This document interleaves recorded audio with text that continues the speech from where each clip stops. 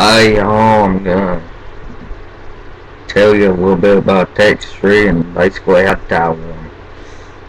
First things first, I like to take a wide gap 2/0 wide gap worm hook. You can use a 3/0. I like a 2/0 wide gap myself. You can use any worm hook basically. A 2/0 and a 3/0 is your main sizes. The hook looks like that, and I like to, for Texas rig, you can do it with or without the weight, but I like a kindly small bullet weight. You can use any size, but a small one's better because it don't push the worm or lizard or grub or whatever off the hook. You can use anything for this rig. I like a lizard or a brush hog or a U-tail worm. Today I'm going to be using a green pumpkin brush hog by Zoom, I think. It's the big one. And I'm using 10 clear 10-pound test mono. I like to throw this rig on an open face. I would prefer a medium heavy 7-foot or 6'6" rod. I normally use a 6'6". I have used 7-foot, but 6'6" is a good one for me. But a little tip I'm gonna tie this on with a barrel knot today. Remember, using open face while throwing this. It's kind of hard to throw it with a bait caster. But I like to I don't know if you can see it, but I tie a little knot right there in the end of that line. That keeps it from slipping and your fish getting off a lot. First things first, after I do that, I take my weight, my little bullet weight, then take my line and just thread it through the top. Just run it down through there.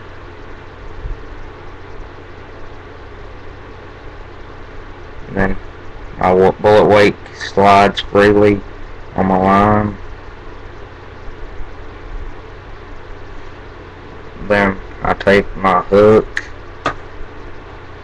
and my line and just run it through there. And I'm just gonna tie a little quick barrel knot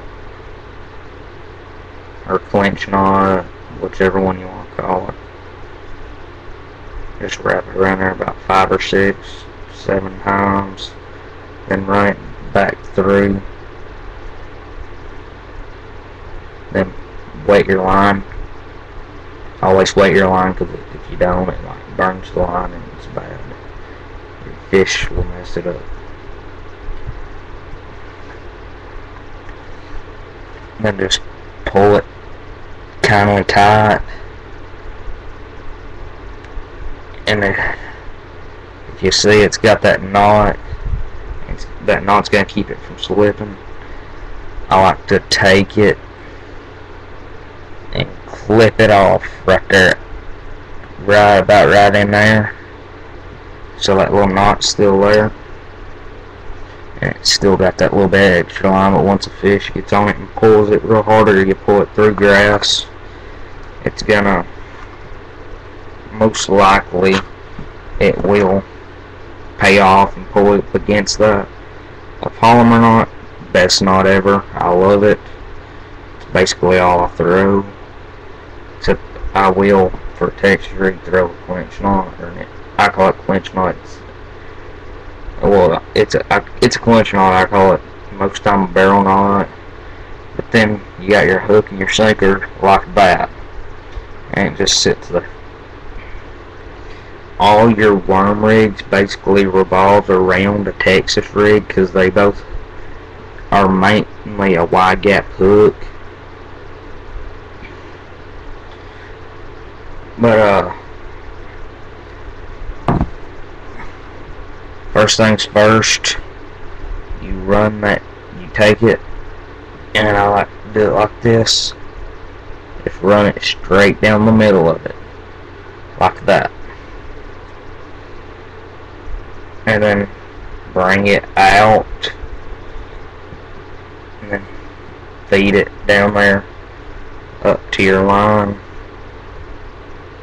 and then turn it once you get it to the bend of that hook, and then take your hook and hold it like that. You see it's going to go in right there, or that's where the bend of the hook is.